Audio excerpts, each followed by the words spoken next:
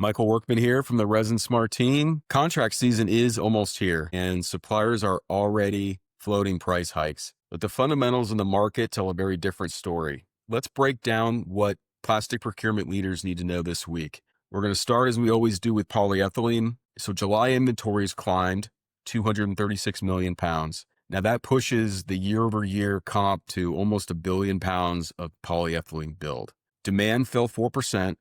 Run rates increased by 3%. And as I mentioned before, there's a lot of inventory in the supply chain. Warehouses in Houston are full, yet we do have suppliers pushing an 8-cent increase for August and 5 cents for September. The fundamentals just don't support that today. Polypropylene looks similar. July added 91 million pounds of inventory, bringing totals to 1.87 billion pounds. Days of inventory are up 38 days. And we see contracts potentially falling a few pennies in the month of August. Yet, producers are floating a 3-cent per pound margin expansion effort. Again, not supported by supply and demand fundamentals. In polystyrene, a proposed 3-cent per pound increase in August is out there, but inventories rose by 5 million pounds in July. Demand fell, benzene fell to under 260 a gallon. Rollovers rather than increases are justified in the polystyrene space. In engineered resins, ABS and polycarbonate are both rolling flat into quarter three. Demand continues to remain soft in retail, automotive, and housing. Imports are keeping ABS balanced. Despite INEOS's Ohio plant shutdown, there's still enough ABS in the supply chain.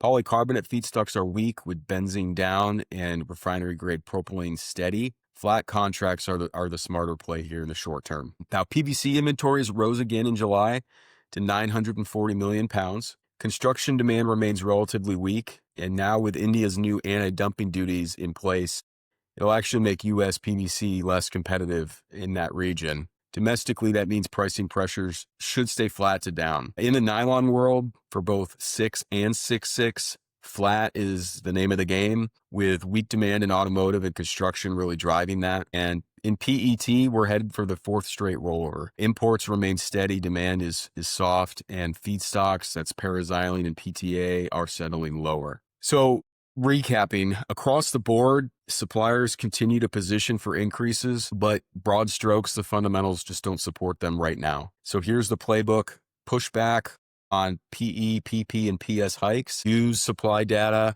to push for rollovers in the engineered grades, and secure your PVC and PET volumes if you haven't already.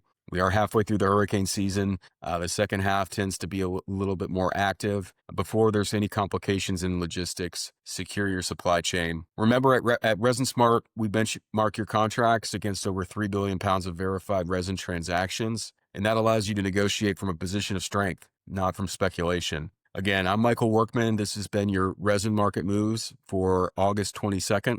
Let's connect and talk about how we can set you up for success for next year's contracts. Have a great weekend.